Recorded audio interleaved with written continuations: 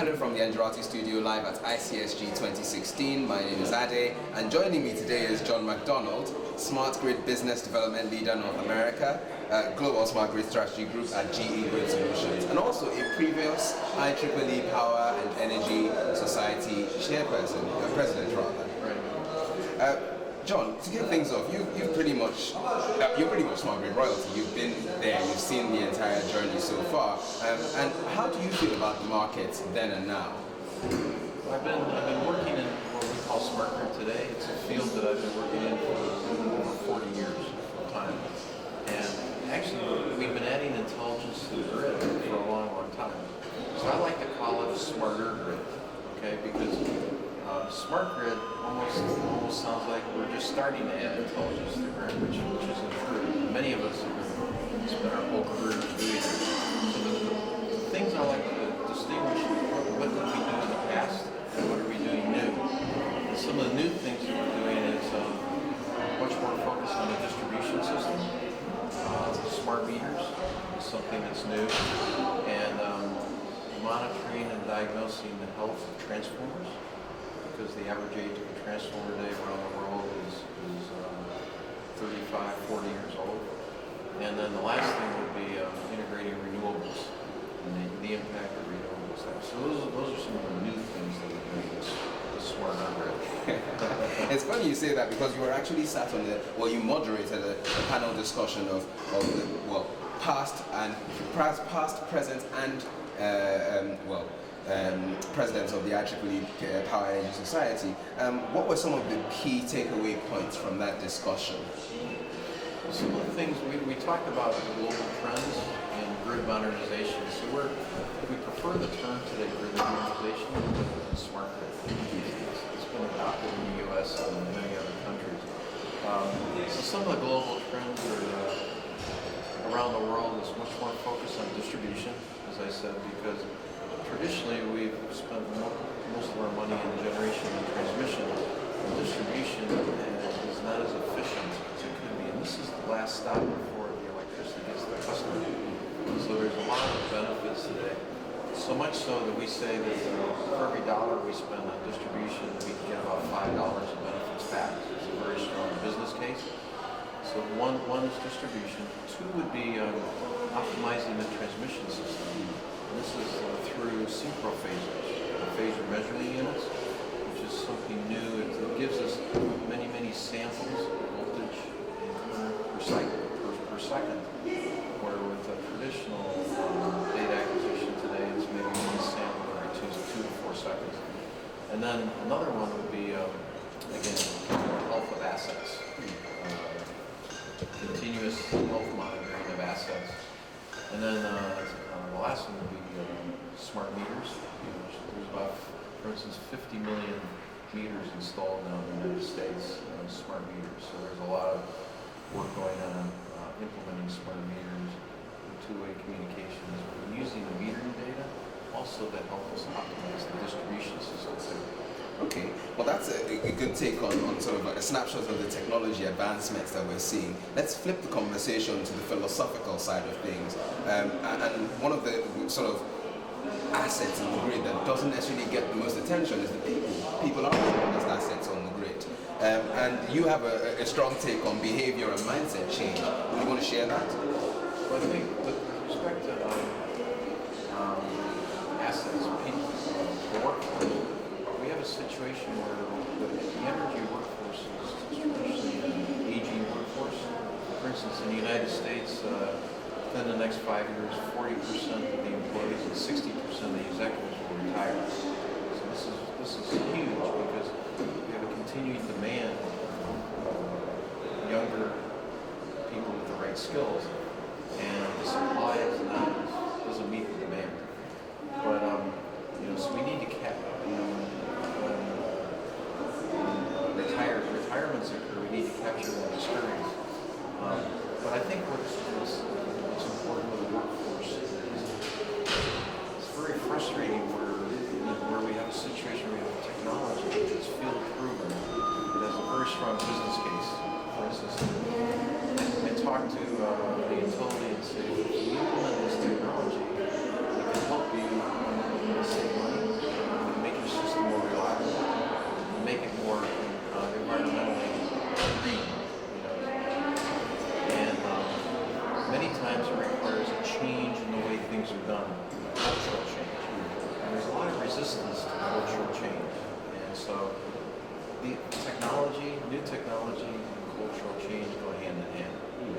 two examples would be, we need to distribute the intelligence. The old architecture is the centralized architecture only. Everything is done in the control center. All the data goes to the control center. The analysis is done there, and all the commands go down to the field. Well, we need to distribute that intelligence more. We could run applications at the substation, okay, and make decisions at the substation. And then the other one, cultural change, is once we test the logic, there's no reason why we can't close the loop on the logic, take the human out of the loop, and that gives us a more resilient grid that can heal itself very quickly. So, but these require changes in the way things have been done. And that's not, the technology is easier than changing the culture. You know, funny enough, on that trend of changing behavior, and this is also with your work at GE and at the IEEE, would you mind telling us about some of those initiatives you're running at the moment, with the youth and also with women in industry?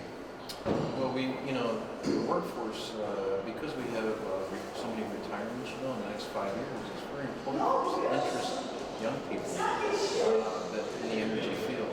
So one thing that we've done at GE is through the Boy Scouts, they have an exploring program. And what's nice about that is it's co-ed, so it's both boys and girls, and it's high school. And so we built a hands-on grid IQ experience center to teach people about smart grid, hands-on equipment, videos, utility control center. So we have 40 high school boys and girls that come one night a month during the school year, September through May, for an hour and a half. We do different programs on energy, and we've had, I can't tell you how many boys and girls we've had through the program. They said, really now I want to study electrical engineering when I go to college. I'm very interested in the energy profession with summer internships and looking for a job interested in energy. So to me, we need to do what we can, to as young as the kids are, to connect with them and show them that the energy field, we're doing a lot of cool things, and that hopefully influence them to want to study engineering and work in energy. Okay. Let's bring it back to Turkey and emerging smart grid markets. That's kind of the term I'm coining for these interviews. And it's quite interesting. Is it a bit of a blank canvas dilemma? The lack of infrastructure, well, not infrastructure, the lack of a smart grid necessarily may be a good or a bad thing. What do you think? Well, I think one thing that Turkey is doing is for the first time they're building some new nuclear plants, which they haven't done before. And that's very important because in the last 12 years, Turkey's load growth has doubled. Okay, so just in 12 years, the consumption here in Turkey has doubled, which means you have to have a base amount of generation as the load grows to satisfy that base, that growth, and that can't be done with renewables because wind and solar are intermittent. You can't base load wind or solar unless it's backed up with batteries. So when the wind dies down, the generation goes away. When the clouds go between the sun and the photovoltaic panels, the generation goes away. So it's very important to have strong base generation to satisfy the load, and then you can add renewables in addition to that. Okay? So Turkey's doing it. Nuclear is very efficient and provides you a lot of generation resources for base load. The other thing is Turkey is focusing a lot on the distribution system.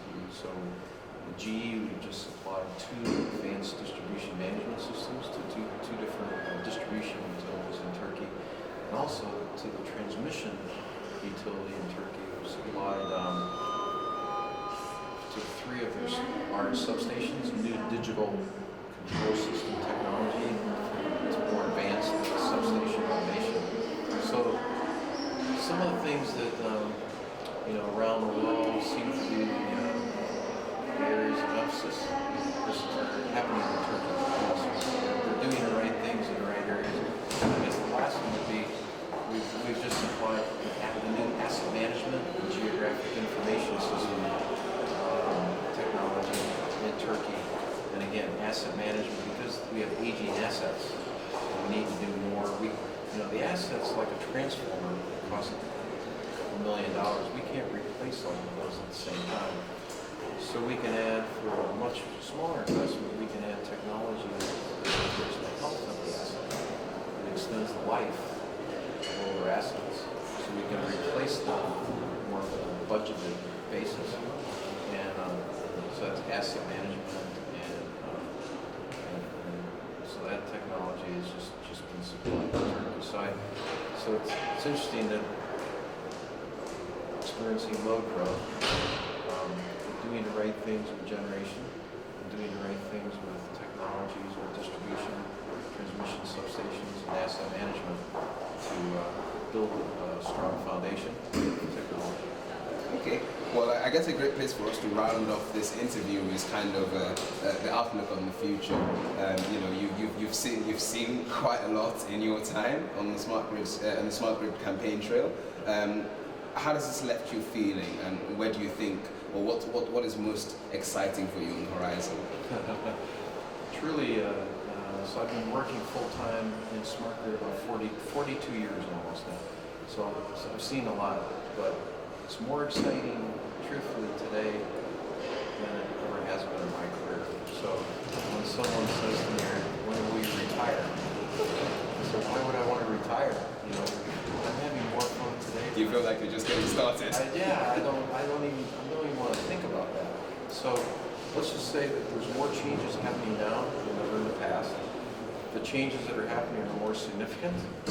I thought the changes that I experienced 20 or 30 years ago were significant. It's nothing compared to what we're doing today. The pace of technology is much faster than it's ever been. So we have tremendous challenges today that we never had before. And it's just an exciting time. And I think the best part about it is that there's so many opportunities to provide value to electric utilities, whether it's technology, whether it's changing culture, the things we talked about. And these are very, very strong value propositions that make a big impact. And the fact that we can influence and leave a legacy to the industry with what we do, a legacy meaning for a long, long time, is exciting in itself. Well, thank you very much, John, for that interview. Thank you. So thank you as well for tuning into this interview. If you'd like to hear more about the smart grid, the move to smart cities, and smart energy as a whole, please feel free to check out the other interviews on this page.